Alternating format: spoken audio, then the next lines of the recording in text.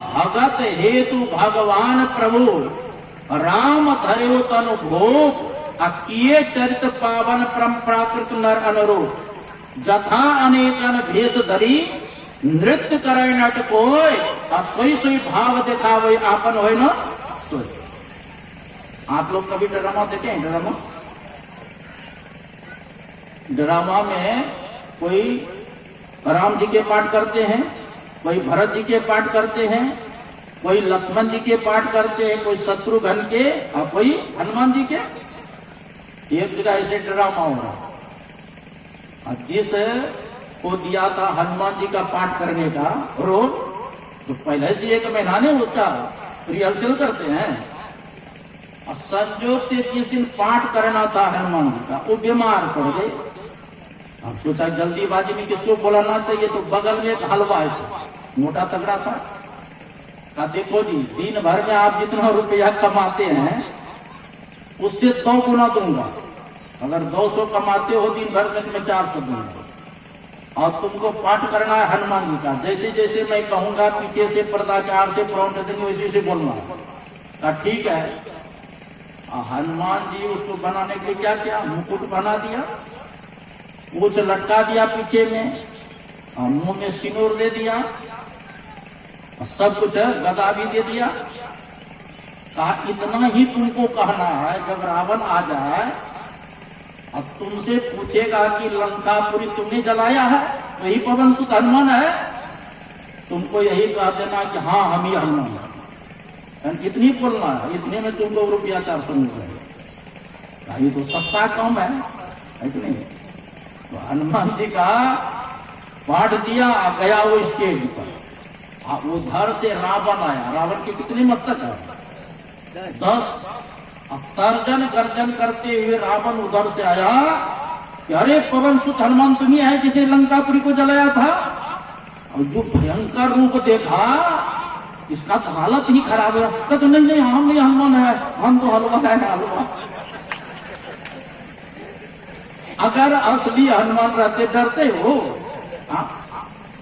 तो उसी प्रकार जितनी अवतार महापुरुष लेते हैं, वह एक रोल करके फिर चले जाते हैं। वो परमात्मा की माया है। 24 अवतार जितने भी हैं, कभी कच्छप रूप लिए, कच्छप मतलब कछुआ। तो क्या भगवान कछुआ हो गए? मत्स्य रूप भगवान अवतार लिए, तो क्या भगवान मछली हो गए? बराह रूप अवतार लिए, तो क्या भगवान सुगर हो गए? हाँ, कभी नरसिंह अवतार लिए, सिंह वाला मुंह और शरीर मनुष्य का आकार, तो क्या भगवान नरसिंह हो गए? कभी कृष्ण रूप में, कभी भगवान राम के रूप में, कभी ऋषभ भगवान के रूप में, कभी कपिल भगवान के रूप में, कभी सनक सनंदन सनत कुमार के रूप में, कभी वेद व्यास भगवान के रूप में। रूप अनेक होते हैं, लेकिन रूप के अंदर जो स्वरूप है वह एक होते हैं। जैसे आपके घर में तकिया तो सब लगाते हैं प्राय करके। तकिया का रंग होता है किसी का काला, किसी का लाल, किसी का उजला, लेकिन तकिया के अंदर जो रुई है सबका अलग होता है। एक ही होता है, सबके एक ही होता है रुई। आपके घर पर गाय है, किसी के काली रंग, किसी का भूरी रंग, किसी का उजली रंग, लेकिन सबके अंदर दूध कैसा है? एक ही जैसा है ना। आपके घर में चौकी है, तवा भी लकड़ी का होता है, हल भी चलाते हैं लकड़ी का, आप खिड़की भी बनाते हैं। तो सब में अलग अलग नाम पड़ गया, लेकिन सबके अंदर क्या है? लकड़ी नहीं है, लेकिन ज्ञान रहता है लकड़ी का। उसी प्रकार जितने चराचर आप देख रहे हैं सब भगवान का ही है। एको हम बहुत श्याम, एक ही परमात्मा सभी रूपों में है। इस दृष्टांत इसलिए दिया जाता है कि सबके समझ में आ जाए। जैसे बच्चा को कहते क से कबूतर, क्या क का अर्थ कबूतर होता है? ख से खरगोश, हाँ ख का अर्थ खरगोश होता है, क्योंकि बच्चा खरगोश कबूतर बहुत देखा है, उसके माध्यम से अक्षर का ज्ञान कराया जाता है। का उसी प्रकार दृष्टांत के द्वारा उस परमात्मा के स्वरूप का ज्ञान कराया जाता है। उसी प्रकार कोई मानव गोरा है, कोई लंबा है, कोई नाटा है, कोई मोटा है, कोई छोटा है, लेकिन सबके अंदर जो स्वरूप है वह एक ही है, वो एक ही है। अब जैसे भगवान श्री राम का रूप कैसा है, बादल के समान बताया गया है। भगवान कृष्ण के कृष्ण कला रूप, और भगवान शंकर के कैसा रूप है, उसका गोरा रंग बताया गया है। कर्पूर गौरम करुणावतारम संसार सारम भुजगेंद्रहारम सदा वसंतम हृदयारविंदे भवम भवानी सहितम नम। कपूर के समान, कहीं कुंद पुष्प के समान कहो, कहीं हिम के समान कहो, लेकिन वह उसका रूप कैसा है, गौरा। गौरा काला ये रूप है अलग अलग, लेकिन सबके अंदर स्वरूप एक ही है। जो स्वरूप भगवान राम के अंदर है वही भगवान कृष्ण के अंदर है, वही दुर्गा माँ के अंदर है, वही काली माँ के अंदर है, वही हनुमान जी के अंदर है, वही भगवान विष्णु के अंदर है। सबका स्वरूप एक है, तो रूप अनेक होता है। इसीलिए कहा एक परमात्मा की उपासना करने पर सबकी उपासना हो जाती है। पूज्यवा का पदार्पण हो रहे हैं, सब खड़े हो जाए। बोलिए श्री सदगुरु महाराज की।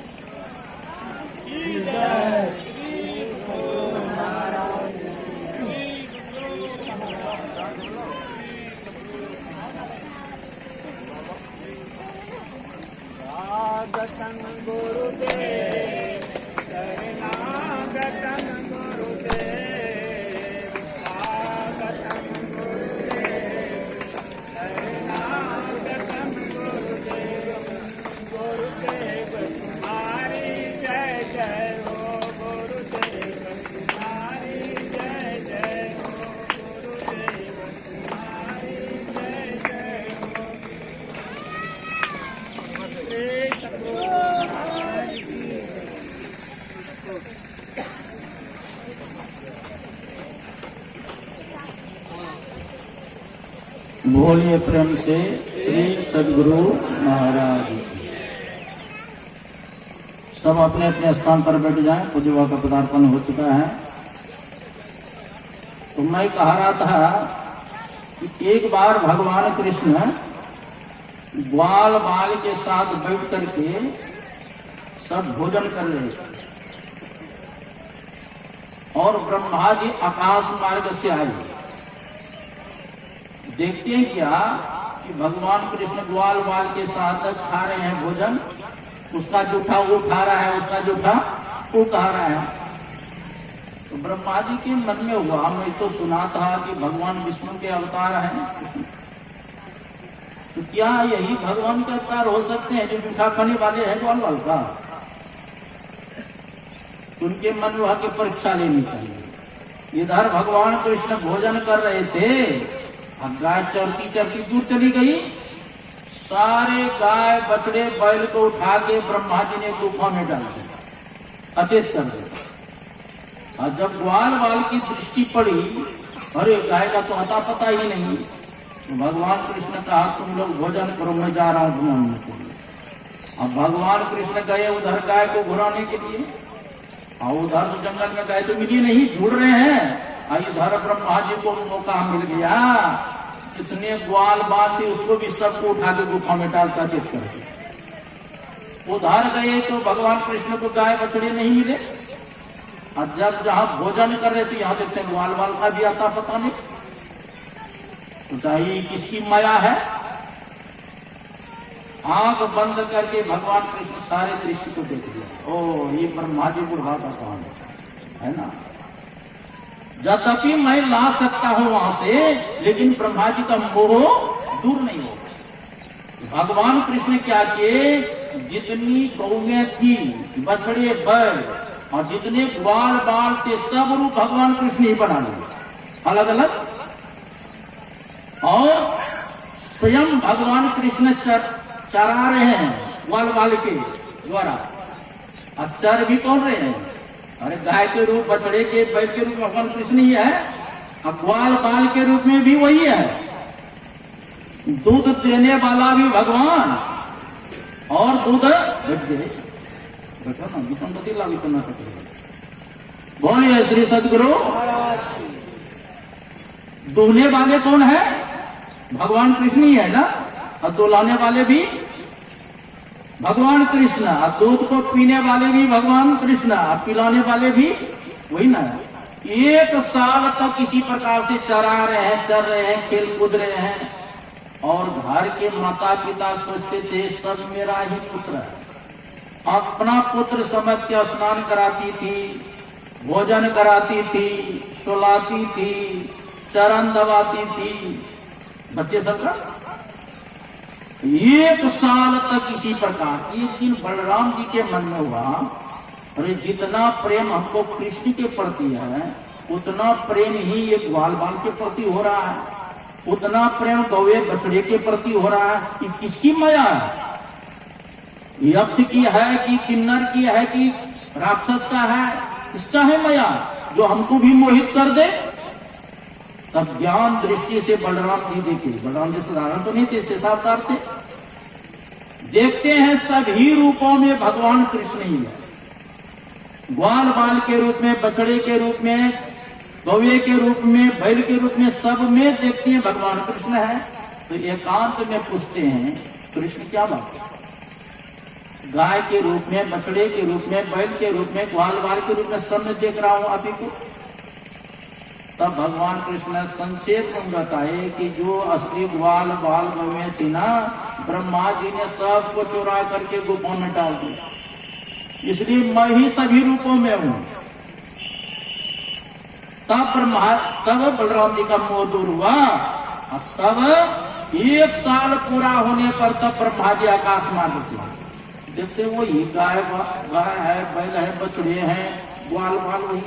हम सोचने लगे कि ये असली है कि जो मैं रखा हूं वो असली है। ब्रह्मा जी को कुछ भी समझ में नहीं आया।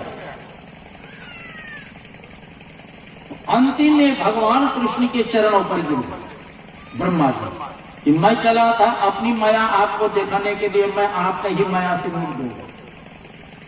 तब ब्रह्मा जी देखते जितने ग्वाल बाल बछड़े गौवे तुम सब चतुर्भुज धारण कर लिया, शंख चक्र गदा पद्म, मतलब भगवान विष्णु के रूप, और सब एक एक रूप आकर के भगवान कृष्ण में विलीन हो गए। अकेले भगवान कृष्ण बचे हैं तो ये बात देकर के गाय को डूब गए। ब्रह्मा के चरणों पर गिरकर क्षमा मांगे और जो ग्वाल बाल के सब लौटा। कहने का मतलब सभी रूपों में कौन थे? भगवान ही थे ना। उसी प्रकार विश्व में जितने देखने में आ रहा है सब भगवान का ही रूप है। एक महात्मा जी कुत्ता के ऊपर बैठ गए, अब कुत्ता को भी रोटी खिलाता था, अपना भी खाता था। इस दृश्य देख करके विद्यार्थी लोग हंसने लग गए। अरे कुत्ता को शास्त्र में चंडाल जानवर बताया गया है और ये महात्मा जी कैसा गजब का है, स्वयं खा रहा है और स्वयं कुत्ता को खिला रहा है और उस पर बैठा हुई है। महात्मा जी क्या कहते हैं? विष्णु परस्थितो विष्णु, विष्णु खादति विष्णवे, कथम हंससी रे विष्णु सर्वं विष्णु मयम जगत। विष्णु के ऊपर विष्णु बैठा, मतलब कुत्ता भी विष्णु है और उसके ऊपर बैठने वाली महात्मा वो भी विष्णु है और स्वयं विष्णु को रोटी खिला रहा है और स्वयं विष्णु रोटी खा रहा है। अब कथम हंससी रे विष्णु, अरे तुम लोग भी तो विष्णु स्वरूप हो, क्यों हंसते हो? सर्वम विष्णुमयम जगत, या सारा संसार विष्णुमय है, ब्रह्ममय। सिया राममय सब जग जानी, अब करो प्रणाम जोड़ी युग पानी। जो आत्मज्ञानी है सब में वह ब्रह्म का ही दर्शन देखते हैं। हम में, तुम में, खड़े खम में। जैसे प्रहलाद के दृष्टि में खम्मा में भी वो परमात्मा को देखते थे, खड़ग में भी देखते थे। कहा पिताजी आपके शरीर में भी परमात्मा का दर्शन है मेरे में। हाँ, तो कहा इस खंभे में भी है परमात्मा का। हाँ, कहा अगर इस खंभा से परमात्मा का दर्शन नहीं हुआ तो तुम्हारा गला काटेंगे। ऐसा कहकर के हिरण्यकशिपु ने एक गदा का प्रहार किया खंभा में। कहती धरारा के पास है ना। कहते इसी खम्बा से निकला था नरसिंह। जैसे मारा उससे भगवान नरसिंह प्रकट हो गए और हट्ठा से क्या हिरण्यकशिपु का आंख बंद हो गया और उसको पकड़ के जंघे पर सुला दिया। हिरण्यकशिपु कहते मैं नहीं मरूंगा। कहा क्यों नहीं मरोगे? कहा ब्रह्मा जी ने हमको वरदान दिया है। कहा क्या वरदान दिया है? कहा मैंने ब्रह्मा जी से यह वरदान प्राप्त किया हो ब्रह्मा की सृष्टि में किसी प्राणी से मेरी मृत्यु न हो। भगवान कहते हैं कि मैं ब्रह्मा के सृष्टि में नहीं हूं बल्कि मेरे सृष्टि में ब्रह्मा जी है। मेरे नाभि से कमल प्रकट हुआ, कमल से ब्रह्मा जी की उत्पत्ति हुई। और क्या वरदान प्राप्त किया? कहा मैंने ब्रह्मा जी से यह भी वरदान प्राप्त किया हूं न मनुष्य से मरूंगा न पशु से। भगवान कहते हैं मैं कैसा लग रहा हूं? पशु की मनुष्य हूं। कहा न आप पशु है न मनुष्य है, आप नर सी। मुख तो शेर का और शरीर मनुष्य का। कहा और क्या वरदान मांगे हो? कहा ब्रह्मा जी से यह भी वरदान मांगा हो कि 12 महीना के अंतर्गत मेरी मृत्यु न हो। कैसा वरदान मांगा था? भगवान कहते तुमको मारने के लिए मैं 13वां महीना पैदा किया हुआ, मले मौत चल रहा है ना। लगता है हिरण्यकशिपु को मारने के लिए मले मौत बनवा 1 महीना का बढ़ा दिया। और क्या वरदान प्राप्त किया है? कहा मैंने ब्रह्मा से यह भी वरदान प्राप्त किया हो न नीचे मरो न ऊपर। भगवान कहते तो न नीचे हो पृथ्वी पर न आकाश, मेरे गोद में हो। और क्या वरदान प्राप्त किया है? कहते हैं मैंने ब्रह्मा जी से यह भी वरदान प्राप्त किया हो न अंदर मरो न बाहर। भगवान कहते न तुम अंदर हो न बाहर हो। ये कोटी चौखट जो है। और क्या वरदान प्राप्त किया है? कहा मैंने ब्रह्मा जी से भी वरदान प्राप्त किया हो न अस्त्र से मरू न शस्त्र से। भगवान कहते न अस्त्र से मारूंगा न शस्त्र। नाखून देते इसी कलेजा फाड़ और उसी से कलेजा फाड़ के पटक। सारे देवता आए स्तुति करने के लिए, किसी का हिम्मत नहीं हुआ। तब ब्रह्मा जी ने प्रहलाद से कहते हैं कि तुम्हारे पिता के लिए ही न क्रोध किए हैं भगवान, तुम ही भगवान को शांत करो। प्रहलाद को कोई भय नहीं है। भगवान को साष्टांग दंडवत प्रणाम करते हैं। भगवान प्रहलाद को गोद में उठा लेते हैं। जैसे बछड़ा, जैसे गाय बछड़ा को चाटती है वैसे प्रहलाद को भगवान जी से चाटते हैं। अब बेटा तुम्हारा कितना शरीर कोमल और तुम्हारे पिता ने कितना कष्ट दिया। आग में जलाने का कोशिश किया, विष पिलाया गया, तृतीया नाम करके राक्षसी के द्वारा मारने का कोशिश किया गया, हाथी से कुचलाने का प्रयास किया गया। बेटा हमको आने में विलंब हो गया, मेरे अपराध को क्षमा कर देना। आज भगवान कह रहे हैं भक्त से कि मेरे अपराध को क्षमा कर। प्रहलाद कहते प्रभु ये क्या कर रहे हैं? मैं तो देख रहा था कि पिता के रूप में स्वयं आप हमको घोर कष्ट में डाल रहे थे और एक रूप से आप स्वयं हमारा उद्धार कर रहे थे। अर्थात मारने वाले है भगवान और बचाने वाले भी है भगवान। हाँ? तो भक्त के दृष्टि में सम्य भगवान का दर्शन हो रहा है। भगवान भी अपने आप को नहीं छिपा सकते हैं। तो भगवान कहते हैं बेटा अच्छा कुछ वरदान ही मांग लो। प्रहलाद कहते प्रभु मैं आपका निष्काम भक्त हूं, आप मेरे निष्काम प्रभु है, यहां लेन देन का तो कोई बात ही नहीं है। अगर आप वरदान देना चाहते हैं, यदि राशिस में कामान वरांश स्वंबर दर्शवा कामानाम हृदय समरोहम भवतस्तु गृणेवरम, हमारे अंदर में किसी प्रकार की कामना का बीज ही न उत्पन्न हो। मतलब ऐसा भक्त है, चाह गई चिंता मिटी मनमा वे प्रवाह जाको कछु न चाहिए सो जग शांत। कहते प्रभु की भक्ति करके प्रभु से कोई वरदान मांगता है तो कहा वो असली श्रेणी का भक्त नहीं, वो निराम मजदूर है। जैसे मालिक का काम मजदूर करते उसे देता है रुपया, उसी प्रकार प्रभु की भक्ति करके प्रभु से वरदान मांगे यह सच्चा भक्ति। हाँ आप वरदान देना चाहते हैं, आपके भक्त को समझ करके हमको बहुत कष्ट देने का कोशिश किए, इसलिए मेरे पिता का अपराध क्षमा कर दीजिए, मेरे पिता के सदगति हो। भगवान कहते अरे तुम्हारे जैसे पुत्र को जिसने उत्पन्न किया, क्या तुम्हारे पिता की अधोगति हो सकती है? अगर 21 पीढ़ी आगे का होता और 21 पीढ़ी पीछे का होता उसका भी उद्धार हो जाता। कुलम पवित्रम जननी कृतार्था वसुंधरा पुण्यवती च तेना अपार संवित सागरे लीनम परिभ्रमणीय से चेता। जिस कुल में तुम्हारे जैसे भक्त का जन्म होता है वह कुल पवित्र हो जाता है। जन्म देने वाली माँ कृत हो जाती है। और जहाँ पर तुम्हारे जैसे भक्त बैठते हैं वह स्थान तीर्थ बन जाता है, जिसका चित्त अयनिस परमात्मा में लगा रहता है। तो हम लोग विशेष रूप से हम लोग जो वाक्य मुखारबिंद से शरण करें। बोलिए श्री सद्गुरु महाराज।